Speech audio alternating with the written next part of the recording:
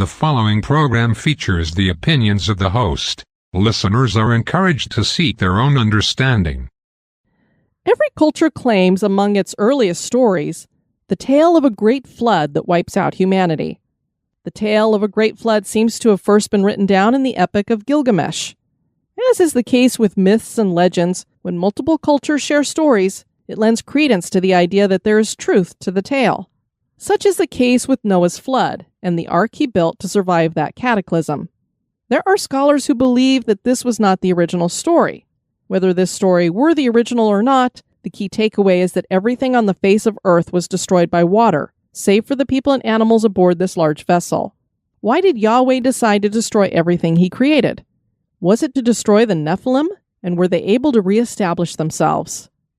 Welcome to the Ghost in You podcast, a podcast about the weird, the wonderful, and the terrifying in the Bible. I'm Diane Student, your guide and host on this strange journey through the Bible. Episode 17, Noah's Ark.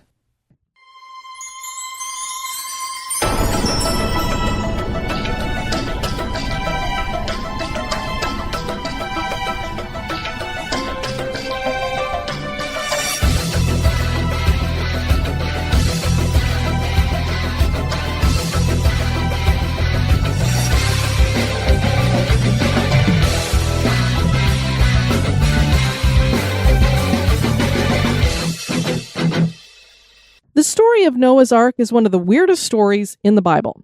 Think about it. First, we have a man who lives to be several hundreds of years old and spends 120 of those years building a huge, seaworthy vessel based on the fact that an unseen God told him to do so. As far as we know, Noah had no experience in shipbuilding. On top of that, Noah has to load this ship with 2 of every animal, and we're left to assume that these animals come to Noah themselves, because I don't know how he went out and rounded them all up. Then it rains for 40 days and 40 nights, and there's so much water that the entire earth is covered with water, all the way to the mountaintops. Now, there might be some people who say it wasn't the whole earth, but I personally have seen ripples up on the hogback leading into the foothills of the Rocky Mountains, and there was no lake there. So where did those ripples come from? All of this is very odd. And then there's the big why as to why Yahweh would implement this plan. As a refresher, or for those of you who haven't caught earlier episodes, Genesis 6 verses 1 to 4 reads, "When man began to multiply on the face of the land and daughters were born to them, the sons of God saw that the daughters of man were attractive, and they took as their wives any they chose. Then the Lord said, My spirit shall not abide in man forever, for he is flesh. His days shall be 120 years. The Nephilim were on the earth in those days, and also afterward, when the sons of God came into the daughters of man, and they bore children to them. These were the mighty men who were of old, the men of renown." This passage clearly teaches that Nephilim were around during the time of Noah, a good reason to want to send a great flood. And the passage also reveals that the Nephilim were around afterward. There have been archaeological discoveries through the years of giant-sized human skeletons. So even if the Bible didn't reveal this, we would know that giants on the earth continued. God's plan didn't work in the long run, and since he knows all, he knew that was the case, and yet he still felt that this battle needed to be fought. Let's look at what happened during the time of Noah. That story continues after this passage in Genesis 6, verses 5 to 12. "The Lord saw that the wickedness of man was great in the earth, and that every intention of the thoughts of his heart was only evil continually. And the Lord regretted that he had made man on the earth, and it grieved him to his heart. So the Lord said, I will blot out man whom I have created from the face of the land, man and animals and creeping things and birds of the heavens, for I am sorry that I've made them. But Noah found favor in the eyes of the Lord. These are the generations of Noah. Noah was a righteous man, blameless in his generation. Noah walked with God. And Noah had 3 sons, Shem, Ham, and Japheth. Now the earth was corrupt in God's sight, and the earth was filled with violence. And God saw the earth, and behold, it was corrupt, for all flesh had corrupted their way on the earth." So every thought of man was wicked and evil. I lean towards there being a reason for that other than just humans deciding that they wanted to be really sinful. Something else made them completely corrupted. It says, "For all flesh had corrupted their way on the earth." And I believe that was to the very core of being, our DNA.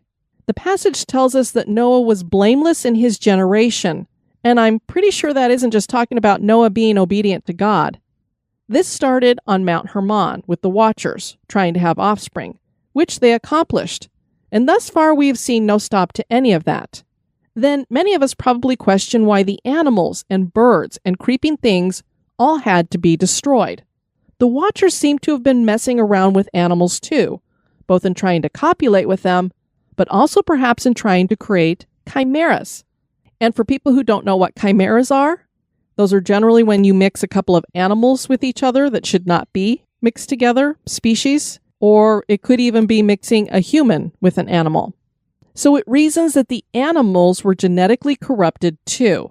But some animals had to have been pure as well, since Yahweh told Noah to take a male and female from every sort of animal. And I'm assuming he brought those animals to him, so he knew that these were genetically pure. The other thing to keep in mind is later on in Noah's story, we're going to find out that after he gets off the ark, he's going to get really, really drunk, which is a sin. So if this man is blameless, how does he end up getting really, really drunk? That's why I believe there was something else about him that was blameless. And I think it's that his DNA was not corrupted. Yahweh was specific in how he wanted the ark built. Genesis 6, verses 13 to 22 read, "And God said to Noah, I've determined to make an end of all flesh, for the earth is filled with violence through them. Behold, I will destroy them with the earth. Make yourself an ark of gopher wood. Make rooms in the ark and cover it inside and out with pitch. This is how you are to make it. The length of the ark, 300 cubits. Its breadth, 50 cubits. And its height, 30 cubits. Make a roof for the ark and finish it to a cubit above, and set the door of the ark in its side. Make it with lower, second, and third decks. For behold, I will bring a flood of waters upon the earth to destroy all flesh, in which is the breath of life under heaven. Everything that is on the earth shall die. But I will establish my covenant with you, and you shall come into the ark, you, your sons, your wife, and your sons' wives with you. And of every living thing of all flesh, you shall bring 2 of every sort into the ark to keep them alive with you. They shall be male and female. Of the birds according to their kinds, and of the animals according to their kinds, of every creeping thing of the ground according to its kind. 2 of every sort shall come into you to keep them alive. Also take with you every sort of food that is eaten and store it up. It shall serve as food for you and for them." Noah did this. He did all that God commanded him. You've got to imagine when Noah comes to his sons and his wife and tells them, here's what's going to happen. I'm not exactly sure when it's going to happen, but we've got this huge ship we've got to build. And we know that the local people probably came by and were scoffing at him and wondering, why in the world are you building such a huge ship? Where are you planning to go? So Noah gets done with all of this. He gets all the animals on board. They get shut up in the ark. And then we have this miraculous, quote-unquote, rain. Raining for 40 days and 40 nights can leave behind a lot of water. But even during the worst hurricanes, monsoons, typhoons, and such, the world has never been completely covered in water. Genesis 7, verses 10 to 11 reveals what happened. And after the 7 days, the floodwaters came on the earth. So that's 7 days that Noah and his family were shut up in the ark. So nothing's happening. You got to imagine they're sitting there for a week going, okay, God shut us up in this thing, and there's not a drop of water. In the 600th year of Noah's life, on the 17th day of the 2nd month, on that day, all the springs of the great deep burst forth, and the floodgates of the heavens were opened, and rain fell on the earth 40 days and 40 nights. There are those who believe that before the great flood, there was this ark of water that was in the upper atmosphere that protected the earth. This could be why humans were able to live longer as well. We live, if we're lucky, 80, 90, maybe 100 years. These people were living, as we see, Noah to 600. Others lived to be 900. There are scholars who believe, and archaeologists, and I don't know, people who study the sky, who believe that possibly there was this water vapor type thing up there that kept the sun from causing so much damage to the human body, I guess you could say. When the floodgates of the heavens opened, I believe this water canopy fell to the earth. And that's why you had so much water. And then on top of that, it tells us that we have these springs that came up out of the great deep. I don't know what the earth looked like before the great flood. I don't know if we had these great oceans yet. I don't know if with plate tectonics and all this stuff, if all the plates were together and then they separated now. And as they were separating, this is when the water's coming up and separating the continents into the different places. I don't really know. I don't believe there was as much water on the earth back then as there is today. And so when this water is going to finally recede, I think that's when we're going to get the great oceans that we have. I even believe that this quite possibly was the first time that rain ever fell on the earth. Maybe there never was such a thing as rain before this. We aren't told specifically in the Bible that the Watchers literally had to live up to their name and watch their children, the Nephilim, perish in the flood. There had to be a lot of water because these were giants. The Bible tells us the water covered the mountains by 18 inches. And as I was saying, I've been near the hogback at the Rocky Mountains, so I've seen how tall the Rocky Mountains can be. 18 inches over that. It's a lot of water. The flood had to act much like tsunamis we've witnessed in our present era that flow so quickly that people are not able to climb fast enough to get out of range. And yet the Bible does tell us that these Nephilim were in the lands after the flood as well. Not only in the Genesis 6 passage, but we know, as I talked about on the Nephilim episode, that the tribes of Israel will face these giant-sized people later. Did the flood fail to kill them all? Or was there a second incursion? The Bible says that all life that breathed was destroyed, save for Noah and his sons. But one thing is clear. Men continued being sinful, including Noah and his sons. So this could not have been just to destroy a bunch of really bad actors. Yahweh promised to never destroy man with water again, and he put a rainbow in the sky as a sign. And that's another reason why I think it had never rained before, because it's a scientific fact. When we have rain, rainbows usually follow. This had to have been something special at the time, something Noah had never seen before. So that's why I think this was the first time we had rain. And the Bible clearly says that everything that breathed air died. So I believe that the Nephilim were destroyed in the flood, but the Watchers were not. I don't know if the Watchers had been punished yet at this time and sent down to Tartarus. I don't know if they can sometimes come out of Tartarus and do bad things again.